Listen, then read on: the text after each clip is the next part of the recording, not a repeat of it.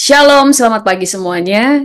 Di pagi hari ini, di ibadah renungan pagi. Sebelum kita mendengar firman Tuhan, mari kita berdoa. Terima kasih, kami selalu senang dan bergairah untuk menerima firman-Mu, karena ada banyak hal yang ajaib yang dapat kami dengarkan. Karena firman-Mu itu selalu memberikan sesuatu yang baru, pewahyuan yang baru yang membuat kami semakin hari semakin lapar dan haus akan firman-Mu. Tuhan, kami mau dipuaskan oleh firman karena hati kami selalu menanti-nantikan firman-Mu. Terima kasih dalam nama Tuhan Yesus. Haleluya. Amin. Beberapa hari ini, sekitar eh, sekitar 2 minggu ini, saya itu banyak yang DM saya, minta supaya saya membawakan firman tentang Yudas. Saya itu tadinya itu nggak ngerti. Saya tadinya itu nggak tahu maksud mereka, kenapa mereka mau belajar tentang Yudas. Terus saya cuma bilang, oke, kalau ada waktu saya akan berbicara tentang Yudas. Saya cuma mikir apa yang mereka pengen tahu tentang Yudas, ya cuma itu aja. Dan saya baru tahu kalau beberapa hari ini kenapa banyak orang yang DM saya untuk saya membagikan firman Tuhan tentang Yudas, karena mereka berbicara tentang beberapa artis yang sekarang telah meninggalkan Yesus. Saudara, kalau dihitung sih sebenarnya nggak banyak, paling ada 5-6 orang yang kemudian meninggalkan Yesus.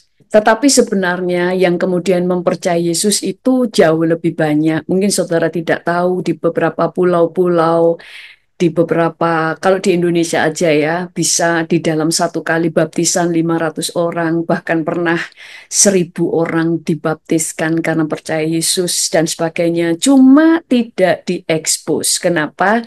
Karena akan berbahaya bagi mereka. Karena Alkitab sendiri sudah berkata akan banyak orang yang akan menolak kita karena kita percaya Tuhan Yesus.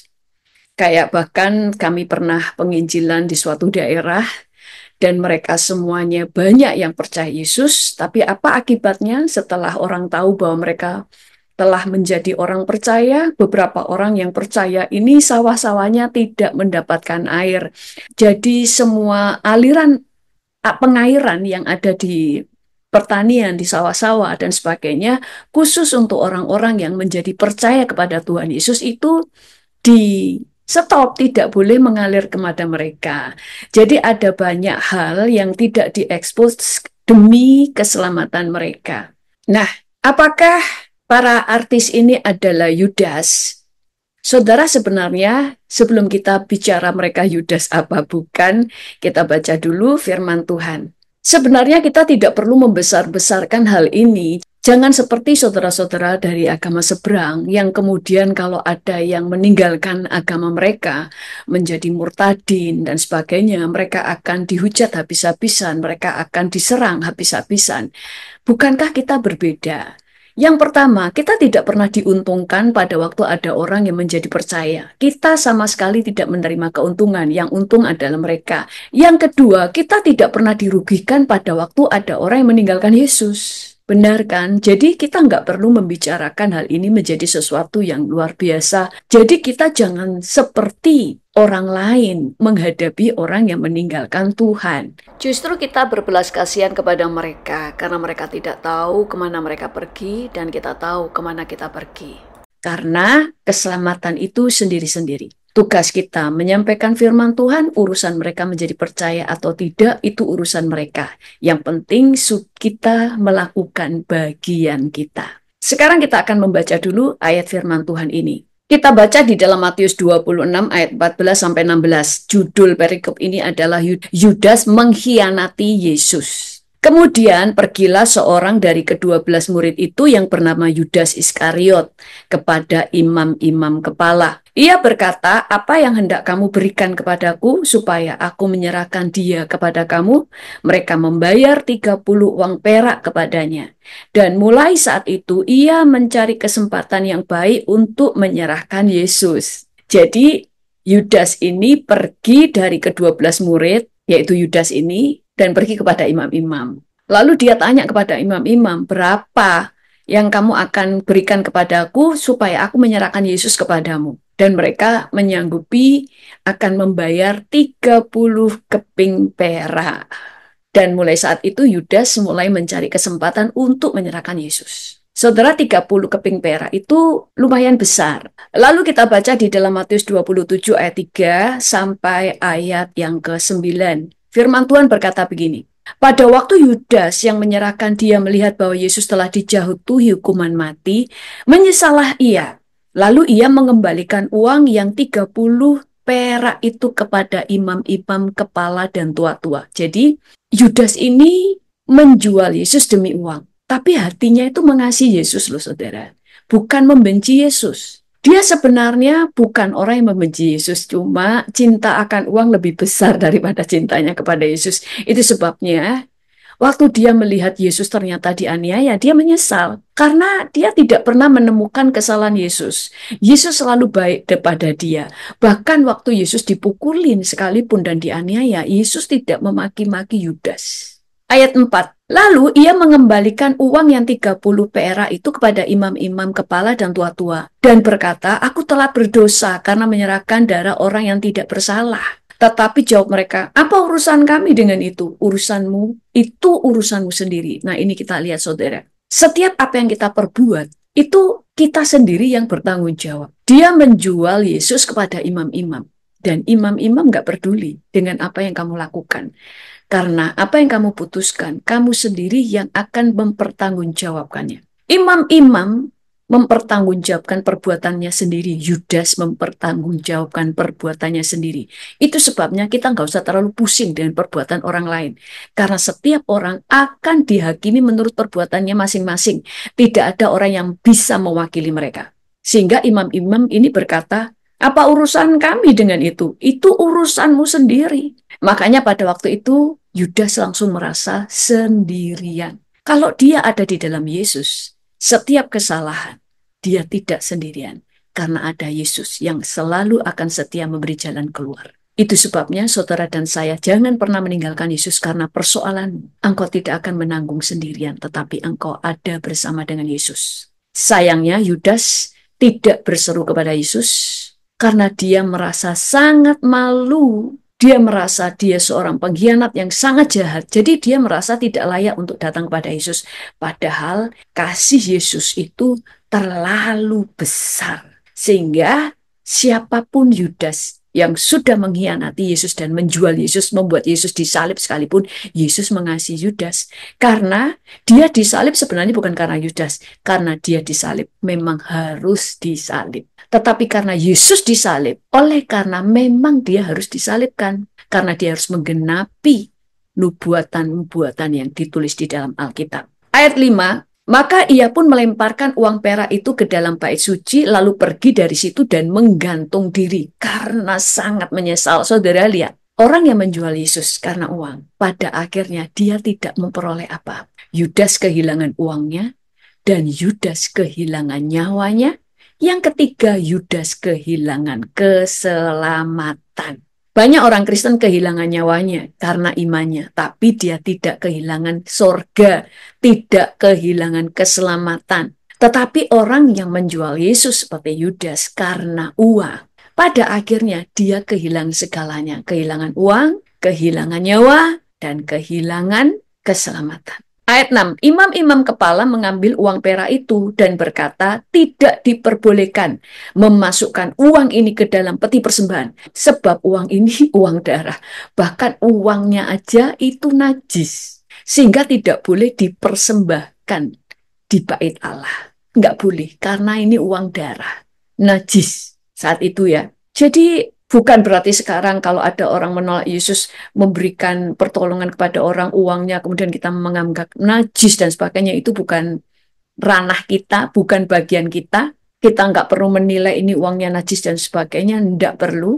Tetapi maksudnya di sini adalah imam-imam itu juga menolak karena ini uang darah. Yang maksudnya betapa sia-sianya hidupnya, sampai uangnya pun ditolak. Sesudah berunding, mereka membeli dengan uang itu tanah yang disebut tanah tukang periuk untuk dijadikan tempat pekuburan orang asing. 30 keping perak tadi dari Yudas tadi, dari hasil menjual Yesus, itu dipakai untuk membeli sebidang tanah. Berarti nilainya cukup besar. Kalau kecil ya nggak mungkin bisa dipakai untuk membeli sebidang tanah. Paling cuma bisa membeli kain kafan, bener nggak? Jadi ini uang yang besar. Jadi bukan uangnya kecil sekali. Kalau kecil sekali hanya untuk menjual Yesus ya ruginya. Rugi banget. Ya rugi banget. Lebih baik nyuri dari keuangan kasnya Tuhan Yesus kan. Yudas itu suka mencuri uang kas dari Tuhan Yesus. Nah ini saudara, dosa yang kecil jangan dipelihara. Karena pada waktunya itu akan menyedot saudara untuk melakukan dosa yang lebih besar. Makanya saya pernah menjelaskan dosa itu nggak cuma dosa, tapi firman Tuhan berkata kuasa dosa yang membuat kamu bisa disedot semakin masuk ke dalamnya, semakin masuk ke dalam dosa-dosa yang jauh lebih besar. Ayat 8, itulah sebabnya tanah itu sampai pada hari ini disebut tanah darah. Nah, kembali lagi kepada orang-orang yang meninggalkan Yesus. Memang banyak orang itu akan meninggalkan Yesus karena memang dunia ini lebih menjanjikan. Karena dunia bisa memberikan kekuasaan, dunia bisa memberikan ketenaran, dunia bisa memberikan kemuliaan, dunia bisa memberikan kemudahan. Itu sebabnya kemarin banyak narasi-narasi yang berkata bahwa karena mereka sudah kena kasus hukum, sehingga mereka kemudian sekarang meninggalkan Yesus dan menjadi seorang mu'alaf. Ada beberapa orang yang karena supaya terkenal. Saudara, kita tidak perlu ikut menjadi hakim atas mereka. Karena jangan sampai kita pun akan mengalami ujian seperti yang mereka alami. Jadi, kita harus tahu siapa yang disebut Yudas-Yudas. Saudara ingat di Alkitab tentang cerita anak yang hilang, seorang bapak yang punya dua anak, anak sulung dan anak bungsu, dan anak bungsu itu meninggalkan bapaknya untuk berfoya-foya, untuk menikmati foya-foya. Dan saudara tahu bahwa bapaknya tidak marah, bapaknya tidak mencaci maki, tapi bapaknya menunggu supaya mereka pulang. Demikian juga kita harus bertindak seperti bapak kita. Jangan sampai kita seperti anak yang sulung. Jadi sekali lagi, kita tidak pernah dirugikan pada waktu mereka ada orang percaya yang meninggalkan imannya. Kita nggak pernah rugi. Bahkan saya dulu pernah mikir, kita itu kan disuruh Tuhan menginjil. Padahal waktu kita menginjili orang, itu kita sebenarnya ya, kalau secara manusia, nggak ada untungnya kan. Saudara malah dianiaya, saudara akan dicaci maki, akan dibilang kristenisasi, dan itu membahayakan saudara. Tetapi kalau kita lakukan itu hanya karena belas kasihan kepada jiwa-jiwa dan kita mau mentaati Tuhan. Karena sebenarnya secara manusia nih, kalau diukur-ukur, bukan masalah tentang menyenangkan Tuhan misalnya, kita nggak ada keuntungan sama sekali untuk membuat orang menjadi percaya. Kalau boleh milih nih, ya biarin aja mereka masuk neraka. Kan yang rugi mereka. Karena kalau ada orang menjadi percaya, yang untung mereka, kita banyak ruginya. Kenapa kita dicaci? Bahkan seringkali mempertaruhkan nyawa hanya demi untuk menyelamatkan orang supaya percaya kepada Tuhan Yesus. Benar nggak? Tetapi kita tetap berdoa dan menginjil itu kan karena kita mentaati Tuhan. Itu sebabnya kita harus memiliki hati seperti hati Bapa. Kalau ada yang meninggalkan Tuhan, walaupun mereka demi uang, demi ketenaran, demi mau nyalek, atau karena ada beberapa orang karena melakukan kesalahan, melakukan pembohongan publik misalnya, supaya aman, mereka kemudian meninggalkan Yesus. Ya itu terserah mereka. Yang penting itu hidup kita. Kita ini harus menjaga hidup kita untuk menjadi tetap selamat. Jangan kita memusingkan mereka. Orang-orang yang percaya kepada Tuhan Yesus jauh lebih banyak karena masa terakhir ini lawatan Tuhan sedang terjadi di mana-mana, bahkan bukan cuma di Indonesia. Pertobatan itu di dalam Yesus itu nggak cuma 1-2 orang, tapi bisa langsung ribuan, bisa langsung 500 orang, bisa langsung ribuan. Saudara bisa lihat di video-video saya, orang-orang di Ethiopia, orang-orang di Pakistan, orang-orang di India, bagaimana ribuan orang datang kepada Tuhan Yesus dan menerima Yesus sebagai Tuhan dan Juru Selamat untuk pertama kalinya. Jadi mereka benar-benar orang yang tadinya tidak percaya Yesus. Jadi kita semuanya harus berlari, bergerak. Bagaimana hidup kita berkenan kepada Tuhan. Nggak usah memusingkan orang-orang lain. Nah, Tuhan itu tetap mengasihi mereka dan Tuhan itu akan tetap menantikan mereka untuk pulang. Tuhan itu seperti seorang bapak yang terus akan menantikan supaya anak bungsu yang terhilang, anak bungsu yang pergi itu kembali. Maka kita pun harus punya hati seperti bapak. Tidak usah menghujat mereka, kemudian ikut-ikut komen bahwa mereka Yudas lah. Lah ngapain? Bapak saja nggak marah. Nah, cuman siapa yang kemudian disebut Yudas? Yudas itu adalah orang yang menjual. Demi uang, dia menjual Yesus. Berbeda dengan anak bungsu ya. Kalau anak bungsu meninggalkan bapaknya. Mereka murtad demi menikmati dunia. Meninggalkan bapaknya. Tetapi kalau yang Yudas itu menjual. Demi keuntungan dia mengkhianati. Nah, mengkhianatinya gimana? Kalau yang mengkhianati itu adalah orang-orang yang demi mendapatkan uang.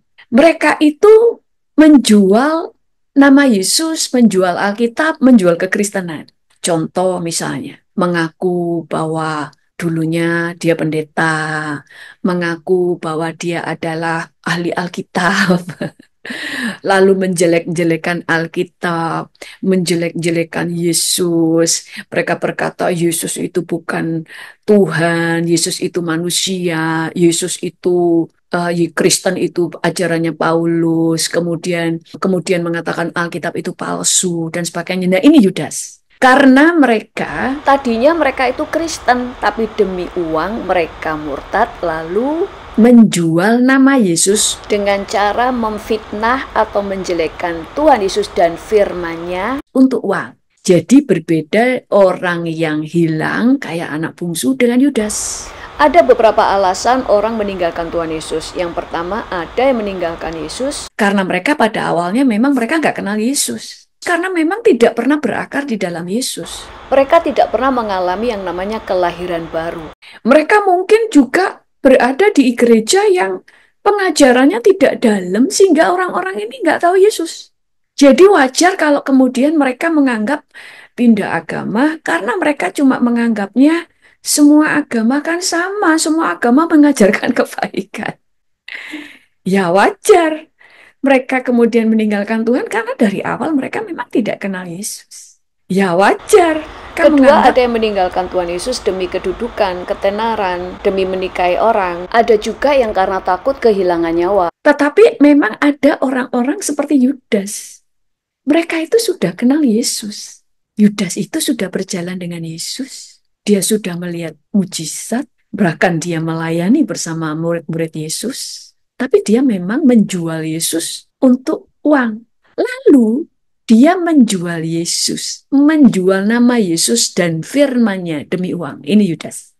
Sok tahu kemudian ngomong putar-putar Alkitab, Alkitab ngomong begini begitu. Firman Tuhan A jadi B demi supaya mendapatkan uang dari sana. Nah, orang-orang yang begini bahaya. Karena orang-orang seperti inilah yang namanya menghujat Roh Kudus. Kalau mereka baru pindah agama, tidak masalah. Mereka baru menyangkal Yesus. Pintu masih terbuka. Kalau mereka mau bertobat, Tuhan masih mau menerima mereka. Tetapi kalau sudah menghujat Roh Kudus dengan menjual nama Yesus, menyesat-nyesatkan Yesus, menyesat-nyesatkan Alkitab demi mendapatkan uang. Kan ada seseorang yang katanya dia dulunya pendeta, saya tidak tahu dia pendeta apa enggak. Cuma saya mendengar dia menghujat nama Yesus dan firman-Nya dan dia berkata kalau Yesus memang Tuhan, saya dalam sebulan pasti mati. Dan dia benar-benar mati, belum 1 bulan. Dia mengalami sakit keras dan dia benar-benar mati karena dia ngomong kalau Yesus Tuhan, maka aku akan mati dalam sebulan. Karena dia ingin menunjukkan bahwa Yesus itu bukan Tuhan. Nah, saudara, di dalam orang meninggalkan Yesus pun ada levelnya. Orang meninggalkan Yesus karena memang dari awal mereka memang tidak kenal siapa Yesus. Itu sebabnya saya berkata, jangan pernah berdoa kepada yang sudah mati. Baik santo-santo atau siapa, Santa Paulus lah, Santa Petrus lah, karena mereka sudah mati, itu mendatangkan kematian rohani. Makanya orang-orang yang seperti ini akan mudah murtad, karena dia tidak mengalami kehidupan rohani. Rohaninya mati. Makanya saudara yang Kristen jangan ikut-ikutan. Saudara hanya boleh berdoa kepada Bapa di dalam nama Yesus atau berdoa kepada Yesus dalam nama Yesus. Bukan berdoa atau mengajak berdoa yang sudah mati. Walaupun mereka disebut orang-orang kudus Tuhan. Karena itu menimbulkan kematian rohani yang tidak disadari. Makanya lama-lama mereka akan berpikir kok ikut Yesus sama saja, agama lain juga sama. Kenapa aku nggak ikut agama lain aja? Karena meninggalkan Yesus adalah melepaskan keselamatan. Untuk menjadi orang Kristen itu nggak enak. Enaknya kita menerima keselamatan, enaknya kita itu berjalan dengan Tuhan. Tetapi ada banyak nggak enaknya juga, didiskriminasi, doa sembahyang dipersulit, membangun gereja, sudah habis uang banyak, tiba-tiba diruntuhkan. Bener nggak? Sementara kalau saudara meninggalkan Yesus, ada banyak kemudahan. Saudara akan dielu-elukan. Yang salah jadi benar. Saudara bahkan mungkin bisa nyalek karena saudara sudah meninggalkan Yesus.